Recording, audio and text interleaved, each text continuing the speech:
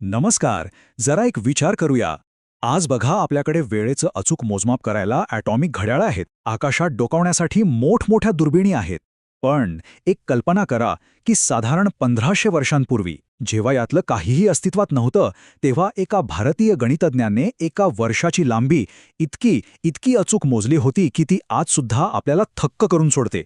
चला तर मग याच विषयात जरा खोलवर शिरूया. तर आजचं आधुनिक विज्ञान आपल्याला काय सांगतं? ते सांगतं की पृथ्वीला सूर्याभोवती एक पूर्ण फेरी मारायला 365 दिवस 5 तास आणि 48 मिनिटं लागतात.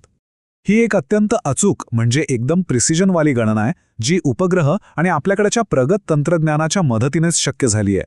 हा आकडा नीट लक्षात ठेवा. आता इथे एक प्रश्न उभा राहतो. त्या काळात म्हणजे जेव्हा कोणतीही आधुनिक साधनं नव्हती तेव्हा कुणी इतक्या अचूकतेच्या जवळ पोहोचेल अशी अपेक्षा तरी कशी करता येईल? खरं तर हे जवळपास अशक्यच वाटतं, नाही का? पण याचं उत्तर आपल्याला मिळतं प्राचीन भारतात. तिथे खगोलशास्त्राचा अभ्यास हा काही अचानक झालेला शोध नव्हता, तर ती एक खूप मोठी आणि समृद्ध परंपरा होती. आकाशातील ग्रह ताऱ्यांच्या हालचालींचा अभ्यास करून त्याचं ज्ञान पिढ्यानपिढ्या दिलं जात होतं. आणि याच महान परंपरेतून एका तेजस्वी विचारवंताचा उदय झाला. त्यांचं नाव आर्यभट्ट. ते फक्त एक गणितज्ञ नव्हते, तर एक असे खगोलशास्त्रज्ञ होते ज्यांनी आपल्या काळाच्या खूप खूप पुढे जाऊन विचार केला होता.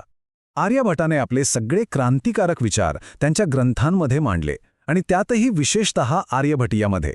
याच ग्रंथाने खरं तर भारतीय खगोलशास्त्राचा पाया रचला आणि याच प्राचीन ज्ञानाच्या भांडारामध्ये ती अविश्वसनीय गणना दडलेली आहे. आर्यभट्टांच्या मते एका वर्षाचा कालावधी आहे 365 दिवस 6 तास आणि 12 मिनिटे. चला क्षणभर थांबूया आणि फक्त या आकड्यावर विचार करूया. ही गणना आजपासून तब्बल 1500 वर्षांपूर्वीची आहे. आणि ही गणना आजच्या आधुनिक कॅल्क्युलेशनच्या इतकी जवळची आहे की आश्चर्य वाटतं. हे काही केवळ एक अंदाजे उत्तर नव्हतं. यामागे सखोल गणित आणि अत्यंत बारकाईने केलेलं निरीक्षण होतं. हे बघा, आधुनिक गणना आणि आर्यभटांची गणना यात फरक आहे तो फक्त 24 मिनिटांचा. फक्त 24 मिनिटं. विचार करा, 1500 वर्षांपूर्वी कोणतंही उपकरण नसताना एवढी अचूकता मिळवणं ही खरंच एक अविश्वसनीय कामगिरी होती. तर मग महत्त्वाचा मुद्दा हा आहे की ही अचूकता म्हणजे काही केवळ नशिबाने लागलेला तीर नव्हता. हे आर्यभट्टांच्या व्यापक वैज्ञानिक ज्ञानाचं आणि विश्वाकडे बघण्याच्या त्यांच्या प्रगत दृष्टिकोनाचं एक प्रतीक होतं. कसं? चला बघूया.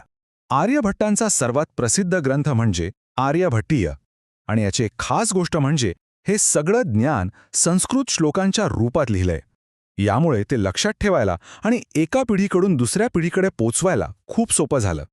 आर्यभट्टीयामध्ये अक्षरशः क्रांतिकारक विचार मांडले आहेत. उदाहरणार्थ, पृथ्वी स्वतःच्या अक्षाभोवती फिरते आणि म्हणूनच दिवसरात्र होतात हे त्यांनी सांगितलं.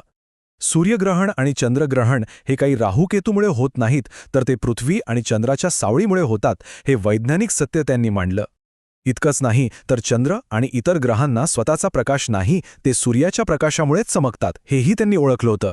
या सगळ्यावरून एक गोष्ट स्पष्ट होते की आपल्या सूर्यमालेबद्दल, आपल्या विश्वाबद्दल एक अत्यंत प्रगत आणि वैज्ञानिक दृष्टिकोन तोही 1500 वर्षांपूर्वी भारतात विकसित होत होता.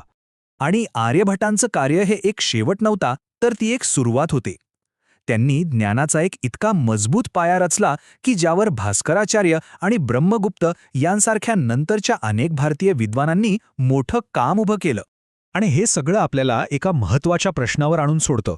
आर्यभट्टांच्या या गणनेसारखीच प्राचीन ज्ञानाची अशी आणखी कितीतरी रहस्य आणि आश्चर्य असतील जी आजच्या काळातही आपल्याला अचंबित करू शकतात आणि ज्यांची ओळख आपल्याला अजून पूर्णपणे व्हायची आहे.